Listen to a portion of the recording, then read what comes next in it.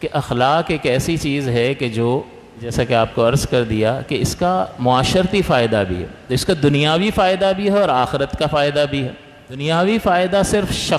شخصیت کو حاصل نہیں ہوتا، اگر میں اخلاق اچھے کر لوں تو اس کا فائدہ صرف میری ذات کو نہیں ہوگا، بلکہ اس سے معاشرے کو بھی فائدہ ہوگا۔ اور جیسا کہ میں نے ابھی مثال پیش کر دی کہ اگر میں اپنے لیے جو پسند کرتا ہوں دوسروں کے لیے وہی پسند کرنے لگ جاؤں تو نتیجہ کیا نکلے گا کہ دوسرا میرے ضرر سے محفوظ ہو جائے گا۔ تو میرا کردار جب سنورتا ہے تو اس سے معاشرے میں بہتری آتی ہے، تو لہٰذا اس کا دنیاوی فائدہ ہے، اور دنیاوی فائدہ شخصی انفرادی فائدہ کہ میں اچھے اخلاق کو اختیار کروں گا تو مجھے بھی فائدہ ہوگا اور اس سے معاشرے کو بھی فائدہ ہوگا، مجتمع یعنی اجتماعی انسانی زندگی پر بھی اس کے مثبت اثرات مرتب ہوں گے۔ میں دیانت دار بن جاؤں گا تو لوگ مجھ پہ بھروسہ کریں گے اور بے فکر ہو کر بھروسہ کر کے چلے جائیں گے، یار یہاں جو ہے نا ہمارے ساتھ دھوکہ نہیں ہوگا، تو لوگوں کے اطمینان قلب کا باعث ہوگا یا نہیں ہوگا، اور اس سے مجھے فائدہ ہوگا یا نہیں کہ لوگوں کا بھروسہ اگر میں حاصل کروں تو کتنا نفع کما لوں گا، اور ایک چیٹر دکاندار ہو اس پہ کوئی بھروسہ نہ کرتا ہو تو اس کی اس بد اخلاقی کا اس کو انفرادی نقصان کتنا ہوگا، اور پھر اجتماعی نقصان کے جہاں اس کو موقع ملے گا وہ چوٹ مارے گا، انفرادی نقصان اور پھر اجتماعی نقصان۔ اور اگر اخلاق کو اختیار کرے گا تو انفرادی فائدہ بھی حاصل ہوگا اسے، اور اجتماعی سکون قلب حاصل ہوگا کہ یار ہم نے کبھی کسی کا دل نہیں دکھایا، ہم نے کبھی سوچا ہی نہیں ہے کہ ہماری ذات سے، بلکہ کبھی کوئی ہمیں احساس ہوتا ہے نا کہ یار میری فلاں بات سے فلاں کو کچھ برا لگ گیا ہوگا تو جا کے دونوں ہاتھوں سے کہ یار یہ نکل گیا، مجھے لگتا ہے کہ یہ آپ کو برا لگا ہوگا، اگر ایسا ہے تو آپ مجھے معاف کر دینا،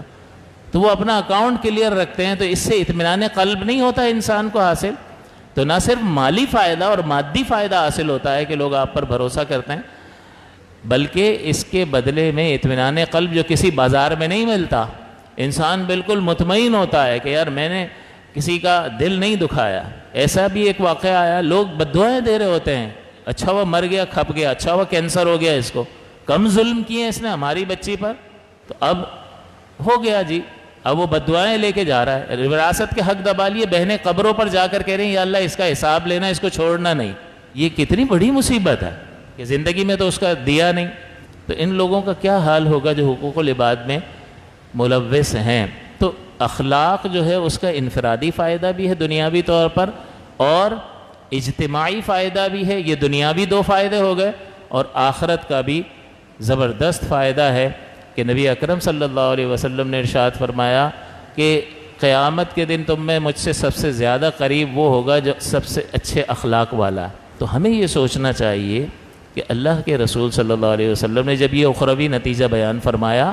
تو اب میرے اندر کتنا شوق پیدا ہوا، یار فلاں چیز لے لو، فلاں جگہ پیسے لگا دو، 3 گنا بڑھ جائیں گے، گارنٹی دیتا ہے تمہارا بھائی، 2 سال میں 3 گنا نہ بڑھ جائے مجھے پکڑ لینا۔ اچھا یہ بھائی اپنے کس بنیاد پہ، کوئی غیب تو نہیں جانتا نا، اپنے تجربے اور مشاہدے کی بنیاد پر بتا رہا ہوگا، ہو سکتا ہے غلط بھی ہو جائے، حالات ہی بدل جائیں اور 3 گنا کیا جو جتنے میں لیا اتنے میں بھی نہ بکے، پاسبل، ممکن، لیکن اللہ کے رسول صلی اللہ علیہ وسلم نے جو بتا دیا اس میں کوئی تبدیلی، کوئی خطا کا امکان، کوئی غلطی، کوئی نقص، معاذ اللہ ثم معاذ اللہ، جو فرما دیا تو اتنا یقینی، ایک یقینی بات اور ایک کسی کا تجربہ اور مشاہدہ اور ہمارا طرز عمل، لہٰذا ہر ایک کو اپنے ایمان کی فکر کرنی چاہیے کہ ہمارا ایمان کس درجے میں، اللہ اور اس کے رسول کی بات پر کتنا یقین ہے اور اپنے حواس پر کتنا یقین ہے، یہ اپنا محاسبہ انسان کو